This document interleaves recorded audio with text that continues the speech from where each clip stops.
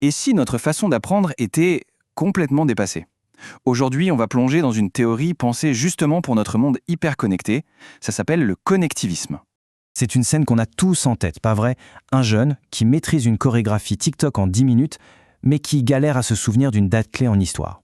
Alors on se dit, c'est un problème de mémoire. En fait, pas seulement. C'est surtout le signe que quelque chose de fondamental a changé dans notre manière d'apprendre. Parce que, soyons honnêtes, dans la vie de tous les jours, on apprend comment? Eh bien, on se connecte, on partage, on fait une recherche rapide sur notre téléphone. C'est un apprentissage qui est vivant, dynamique. Et pourtant, à côté, le système scolaire s'appuie encore beaucoup sur des méthodes qui ont été conçues bien avant Internet. Il y a un décalage, c'est clair. Alors pour bien comprendre cette rupture, il faut revenir à la base. On va voir comment le numérique a complètement rebattu les cartes de l'apprentissage. 5 milliards, c'est un chiffre qui donne le vertige. C'est le nombre de personnes connectées à Internet aujourd'hui. Alors quand on y pense, l'idée d'apprendre tout seul dans son coin, isolé avec un livre, ça paraît un peu anachronique, non? On fait partie d'un réseau immense. Et c'est justement ce changement d'échelle qui nous oblige à repenser l'apprentissage.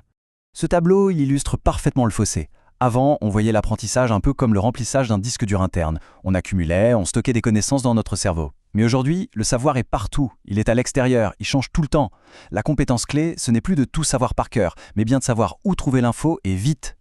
Justement, pour nous aider à naviguer dans ce nouvel environnement, une théorie a émergé, et on arrive au cœur de notre sujet, le connectivisme. Alors le connectivisme, qu'est-ce que c'est? Eh bien ça change radicalement la perspective. L'idée, c'est que la connaissance n'est plus seulement à l'intérieur de notre tête. Elle est aussi entre les gens, distribuée dans nos contacts, les bases de données, nos applications. Du coup, apprendre, ça devient un peu comme être un maître tisserand. Il faut savoir créer des liens et naviguer dans cette immense toile d'informations.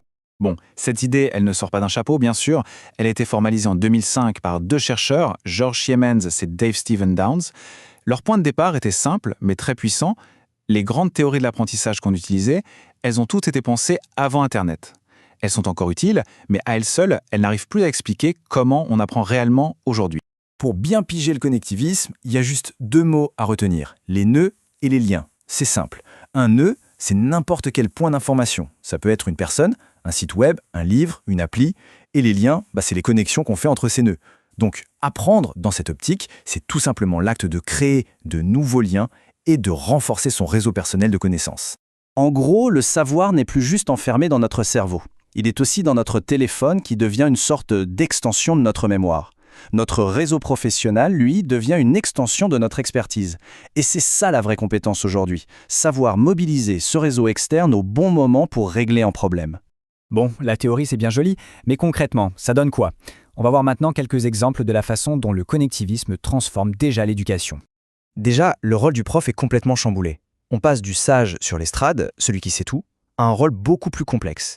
Il devient une sorte d'architecte d'expérience d'apprentissage. Il devient aussi un coach, qui n'apprend plus seulement le quoi, mais surtout le comment. Comment vérifier une source, comment naviguer dans l'info. Et enfin, il est un facilitateur, quelqu'un qui aide à créer des ponts entre les gens et le savoir.